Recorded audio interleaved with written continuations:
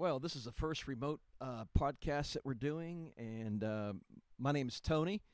I've got my good friend Robert here with us. Robert's a nutritionalist. He also, you're an arborist, I would assume, I'm also a landscape designer. landscape designer.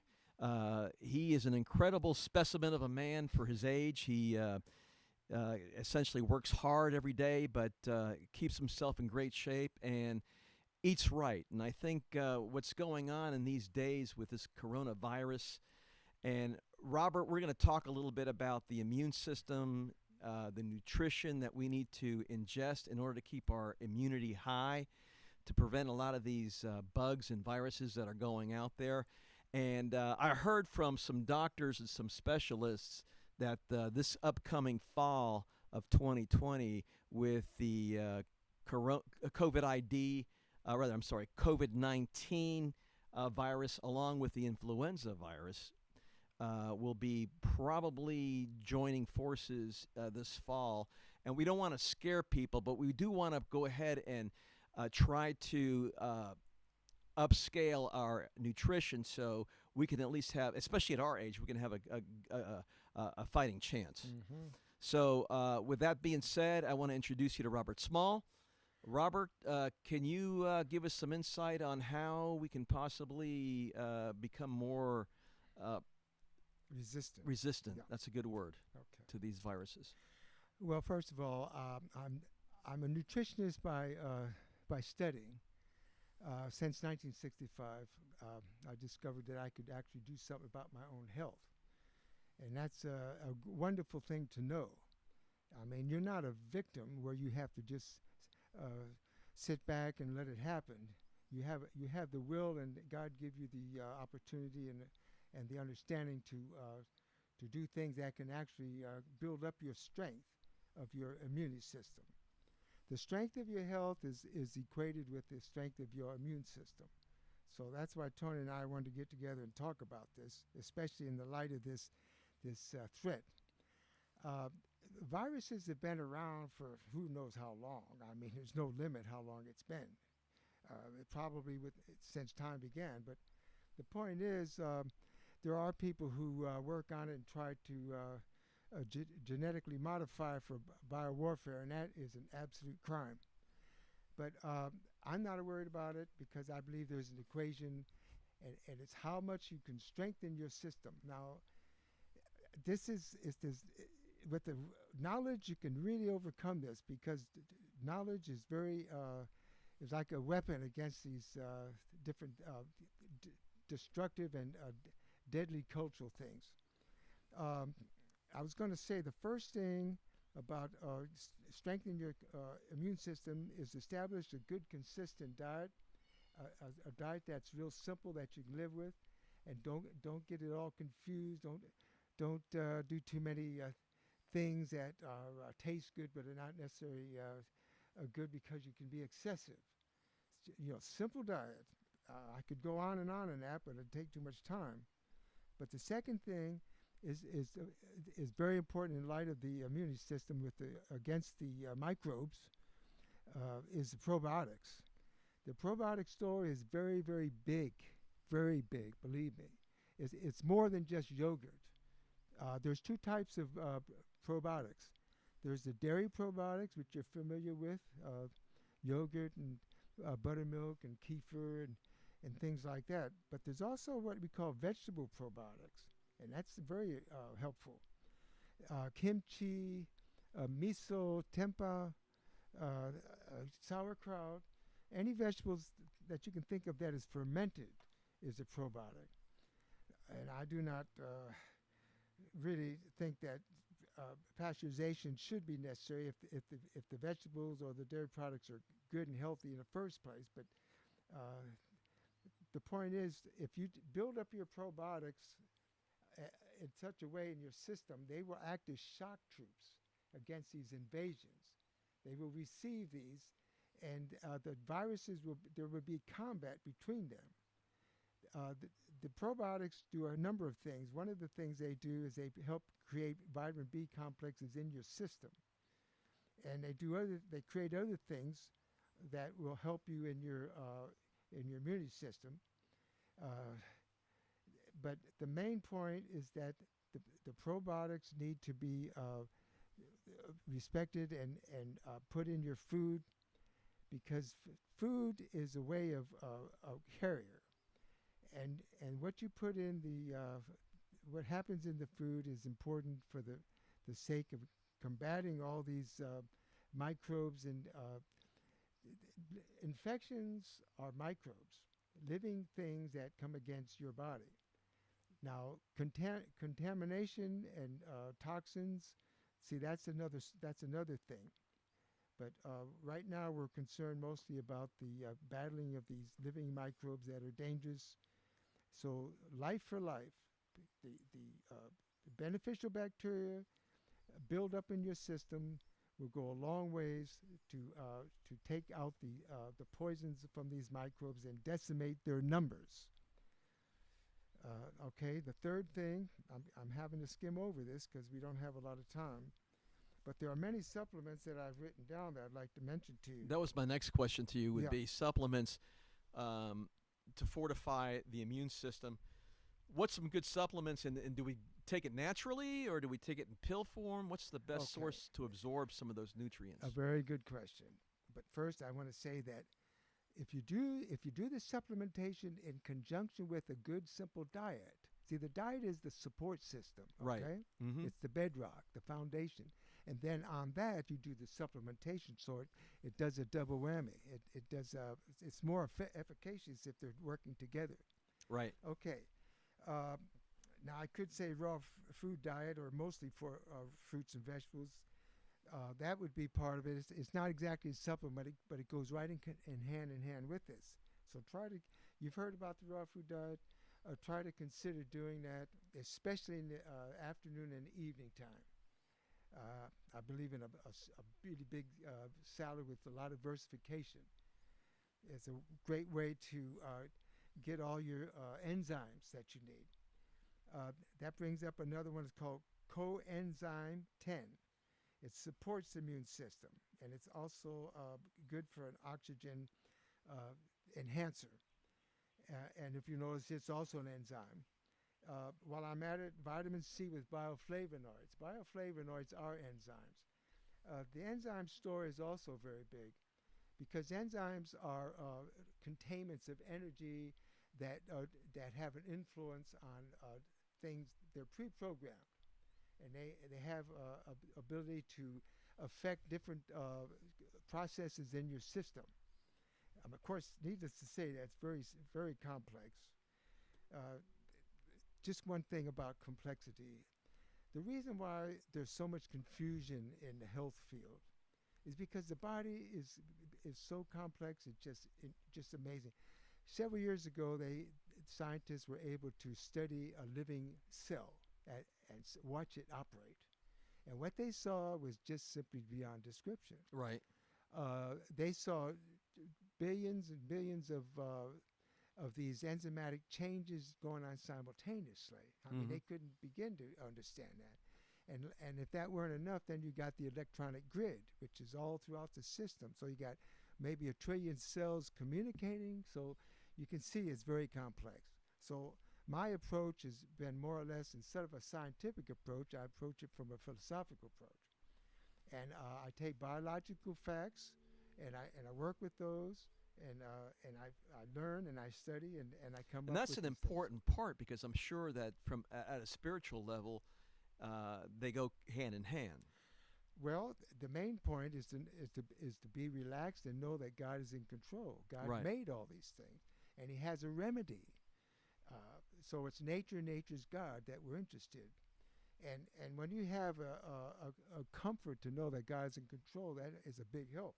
I was just reading this morning that the positive mental approach is very important. If you're all concerned and fearful, it's very oppressive to the organs. Or if you're full of hatred, for instance, it's very oppressive. Things like the liver kind of semi-relaxes and relapses, so that you're not able to function full on because your whole system can be depressed. That's interesting. Yeah. Now, there's several things here.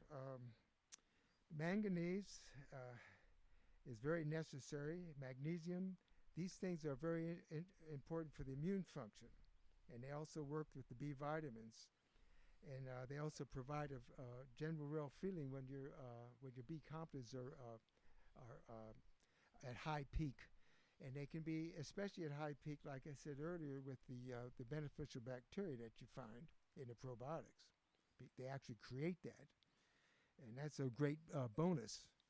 I've noticed that the probiotics, dairy probiotics, have enjoyed a terrific explosion of sales in the stores. Just in the stores I go to, I watch and I look and see. I mean, And this is at the supplement level? no, The well, probiotics? the probiotics like the yogurts and things. Gotcha, okay. The They kefir, have, the yogurt. they have quadrupled or more in sales, so people are getting into it. They Right, realize right. what's happening. But just for a few quickies here, kelp. Sure. Kelp is a sea vegetable. There's also dulse, which is what I take. It's from the Atlantic side. And the thing about this is there's one biological fact I like to mention. Seawater and human blood have the same exact consistency of trace minerals. That's interesting. Exactly. I think it's about 79 or 80 different minerals, and it's amazing. So that tells me that sea vegetables are very, very rich with minerals, and they're very conducive to the human body. That is really interesting. Now, mushrooms are enjoying a lot of popularity.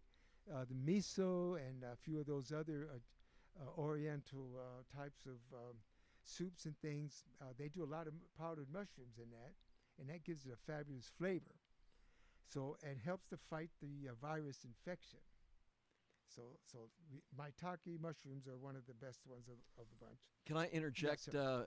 If you're consuming these vegetables and these fungi, is that something that's done at the organic level? In other words, should you go look for organic vegetables, or can I go to Walmart, pick up these vegetables, and get the same nutrition? Because that's pretty much where everybody's going to be going. Okay. Stores like your Publix and your Walmarts, etc. Basically, Your box stores. you get what you pay for. Right. Okay, there are synthetic vitamins and minerals. They do exist. So when you get organic's the only way to go. Incidentally, the real definition of this, I looked it up. I was curious, what does organic really mean? Well, Right. what it means that everything that was used in processing the food product was from a source that was organic in nature. Now, in contrast to that, you have chemicals which are not organic. It's not from an organic creature. But like for instance, if they want to get pesticides organically, it'll actually come from garlic, and certain red pepper. These are living things. So it's organic to organic. Gotcha. That's what it really amounts So it's not to. chemically made in a laboratory. It's actually a natural process. Well, something that's made chemically in the laboratory is very cheaply done. That's why it's done. Plus, it can be patented. Right. So the only way to go is organic. Essential fatty acids are a really big deal for your immune system. What that means is any fat or oil or even butter, all these fats are all coming in heading fatty acids, and they are essential. You cannot live without in your system, and they give your system a lot of energy. From what I understand, you get more energy. You should get more energy from the fatty acids than sugars, but that's because people are not doing real whole sugars. They're doing fractionated sugars, like white sugar is actually fractionated. The processed stuff. And all it is heat calories. It has no vitamins or minerals. And if you do that long enough, you're actually going to be deficient. I think that's super duper obvious. Yes. Okay. Garlic, incidentally, is a very good stimulant for your immune system. Let's see. Zinc is very important for your immune system. Zinc. Vitamin A is anti-infection vitamin. It's good for the body's defense system, which is another way of saying the autoimmune system. Spirulina is a naturally digestible food and aids in protecting the immune system. Spirulina is a green algae. Okay. So here we go with more probiotics. Okay. Now, see, probiotics doesn't mean it's just got to be cultivated into a milk or something. Probiotics are there are many kinds, and spirulina right here is just an example of that. Green drinks, that's becoming popular. Um, The kale and yeah. the shakes Now, or the that smoothies. brings open something new. I don't. I honestly got to say I don't like the taste of kale. I really don't. Right. But it's one of the best. But here's the point: if you're putting concoctions together and you don't really enjoy it, I say to you, don't do it. Because you're not going to eventually keep it up, That's right? right. Yeah. But just along with that, though, if you can come along with something that you really enjoy, it's going to be better for you because your system is going to come alive. It's going to deal with it, shall we say, with more harmony. So enjoy what you're putting together. So enjoying whatever you're consuming is a big part of Yes. keeping that immune system, with the exclusion of the sugars and what Right. have you. But if you let's say you make a smoothie and you put some ingredients in there that's good for you, the vitamin A, the iron, what have you, and you're enjoying that drink, you're going to probably keep on doing that, and it's going to be beneficial to you in the long Yes. run. Now, That's interesting. there's one caveat to that, though, and that is Well, I knew you were going to come up with a caveat. yes, got to do it. Don't deviate from your true appetite. Now, most people didn't know. Explain on that a little Okay, bit. the true appetite is the sum total of your body's needs. Now, Okay. the problem is in our modern world, we got so many choices. We either overstimulate the appetite or we depress the appetite. But I have a way of finding that out.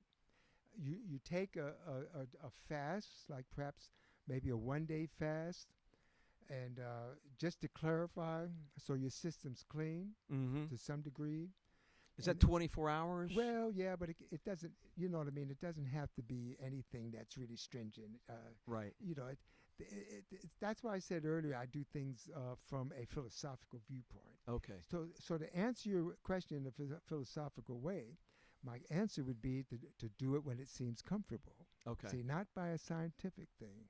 I don't do scientific because it's been perverted. True science is another thing.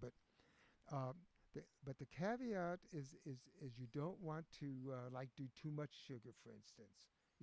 Like frozen bananas. I like those. It's really great and it's smooth, but you can overdo that. You see. Right.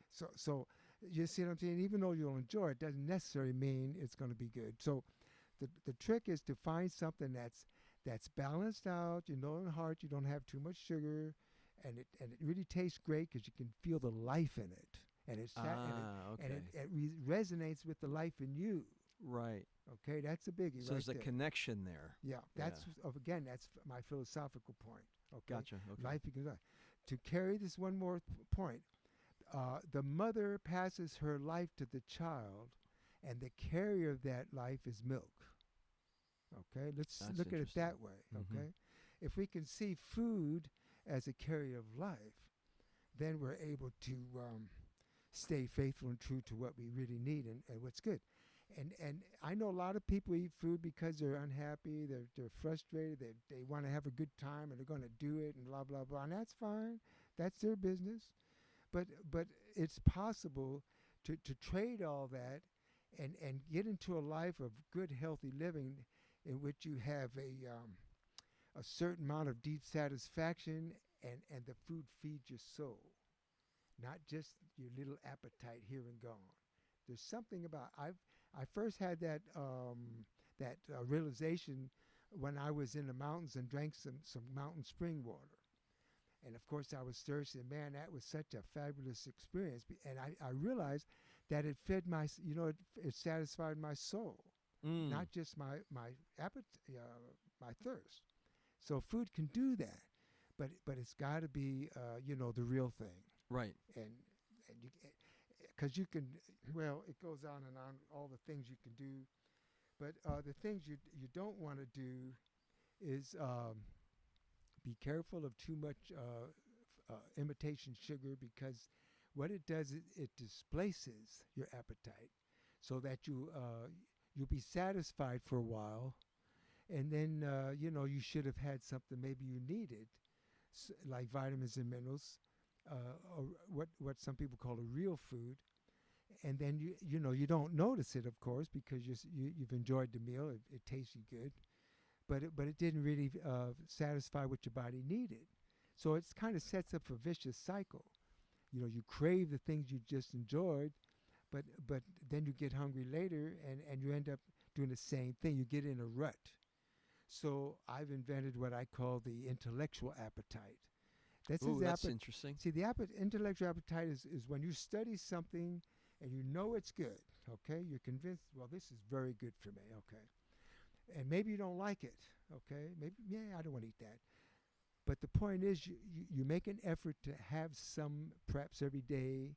But the good news, and this is a biological fact, that when you eat something long enough, unless of course it's obviously poison or bad, other than that. But if it's normal food and you eat it after a while, if you don't overdo it, you'll end up enjoying it and wanting it. Especially true with the probiotics. Like miso is a good example. Miso is very popular in the Orient. It's very good for the nerves. Soybeans are an excellent plant. It has a lot of things in it, and it's fermented. So you got your probiotic. But the point is, when a person does this, after a while, they really, really enjoy it and they want to eat it, and so they get into it. Right. So it's your choice, you see. If you decide something's really good, then intellectually you're going to develop that appetite for that, and in time you'll actually enjoy it. Like buttermilk's the best example of all. Most people don't like buttermilk, but if you were to take just a shot glass full, maybe once a day, you don't really notice. But after a while, there's a slow buildup, because buttermilk is what the mother passes to the child, Mm. and it lives in a 90-degree temperature span, whereas most, if not all, the yogurt strains are in an 80-degree temperature span. So you have to replenish the strains of bacteria from the yogurt. But the buttermilk, you build it up and it's there and it stays. And that's So considered a probiotic? yes. Okay. Oh yeah. Probably So one of the best. apparently the probiotic thing, because I've heard before a lot of professionals talk about the gut being the first line of defense. Right. Well, it's the stomach It's first, the stomach. because of hydrochloric acid. Unfortunately, as we get older, we lose that output of hydrochloric acid. And I might add that natural sodium is one of the more important elements of creating hydrochloric acid in your system. And if you're not getting organic and natural sodium, Himalayan or no, I'm talking about sodium that's found in vegetables. Oh, gotcha. Okay. See, that's the big deal. Oh, okay. Pink salt, all that's okay. I mean, it's okay. But the real McCoy, like celery, is very high in natural sodium. And if you drink celery juice, that'll be a serious buildup to your system, and help you digest better, because your hydrochloric acid is more likely to be created. So I'm glad you went there, because juices are a great way to receive a lot of these nutrients. Yeah. If you can juice your vegetables. Yeah. I know that was big. That was popular back in the early 2000s, or late 60s, 90s. when I was first Well, gotten into it, it was really a big deal among Right. certain people. But it's gotten more popular, though, as you say. Yeah. And more people know about it. But the green drink is a big deal. I first tasted green drink about 1973 or 4. This great company out of Escondido, California, was making it. It was absolutely fabulous. Everything they did was magnificent. But they made a drink that was excellent. It had pineapple. Everything was fresh and fully developed. It wasn't picked green and all that. But I've come up with this idea: in the wintertime, instead of pineapple, you should green apples in your That's a green good drink. point, because I remember you saying some time ago that when you consume a lot of these vegetables, you do it seasonally. That's right. Could you explain a little bit about that? Sure. God has a reason for everything. There are summer fruits, and then there are other times when you might eat certain fruits. But dried fruits actually have their place too, because they have things that the summer fruit doesn't. They're more concentrated in certain elements. But with the green drink, you want to have something that's sour to offset the digestion of the greens. Okay. So green juices with the pineapple is a very good combination. But I don't do pineapple in the wintertime. I just don't believe it's time to do it. So I do green apple. See, sour apples are excellent with the green drink. Okay. You know, in contrast to sweet apples. One quickie: the farmers and the orchard men have created fruits that are high in sugar, but this is sometimes a sacrifice of flavors. Is that a GMO thing? Are they Yes, modifying these yes, vegetables yeah, and fruits to? yeah, like corn. I don't know about you, but when I eat corn, I want to get a real corn flavor, and I don't Oh, I care agree. about Yeah. the sugar. I do not care about the sweetness of it. I love a good corn flavor. The Mexicans still have their original corn down there in Mexico, and they really know what corn tastes like. Oh, I can imagine. They those love tortillas. tamales because it has a wonderful corn Of flavor. course, yeah. You're making me hungry. Right. But we really need to pay attention to get things that have not been genetically modified. The good thing about this country is that if people will get on the ball and start demanding the good food, they will get it. That's the good news because supply and demand. There you we go. get Yeah. what we demand. Right. And I believe that the reason why so many Americans are so unhealthy is because they don't have the knowledge that it takes to do right and eat right. The Bible says that my people perish for a need, the great desperate need for knowledge of what's right and what's wrong. That's good. Yeah. Yeah. And let me just ask you, because the average individual is probably going to, like I said before, shop at a box store. And I've also heard, and you can probably elaborate on this a little bit, that when you do your shopping, try to go for the outside of these aisles, because you've got mainly your fresh meats, your fresh vegetables. If you start getting this packaged stuff, a lot of the added ingredients in those packages can do harm to the body. And we need the whole idea to this podcast is to see how we can increase our ability to strengthen our immune system. So is that a good Yeah. idea? That's a nice way to do it. Yeah. There's another biological fact. The second law of thermodynamics is very real. It has to do. Thermo means heat. Dynamic means action. When you cook something, Uh-huh. it begins to deteriorate from that moment on. Now, freezing will arrest that for a while, but it still slowly decays. And so the point is, you want your food fresh. You want it. I go to the produce department, and I see what's going on over there, and it's not hard to do. I love the idea of steaming vegetables. I mean, it's not hard to do. Once you get into it, that crispness maintains. yeah, I mean, it's very easy to do it. You get a nice steamer, put the water and turn it on, and incidentally, get a minute hand and time it. After when you get into it, it's very easy. You don't have to guess and wonder. But steaming vegetables, incidentally, the Chinese food used to be really, really good because it was the Cantonese style. Mm. The Cantonese style was steaming. And it was wonderful, fragrance and everything. But now it's a Szechuan, which is frying in the wok. And like I mentioned earlier about the essential fatty acids, you do not want to have your fatty acids all fried, because high heats like that destroy the molecular structure of fats. And that means your liver has to deal with it. And that could be one of the real big reasons why people get sluggish livers, because they do too many cooked fats. Mm. If you can visualize a person eating all their fats uncooked, like olive oil is a good example. It's a very good oil for that because it's cold pressed. And if you could do that, you would find that the fatty acids go through your system, out of your pores, your sebaceous glands, and into your skin. Your skin would have oil, natural oil. Your hair would become more and more lustrous because the oil would go through the scalp into the hair. All these things would happen with fresh, uncooked oil. But I realize a lot of people are going to be a long way from doing that, but at least it's something to know and something to aim for. Well, Robert, we've gone through 30 minutes, All right. and I want to thank you so much for taking your time out. Well, I'm glad I was able to say this. Yeah, educate the people and let them know that there is hope, and Yes, that's right. we thank the Lord for that too. Yes, sir. Well, thank you, Robert. God bless Appreciate you. that. All right, bye.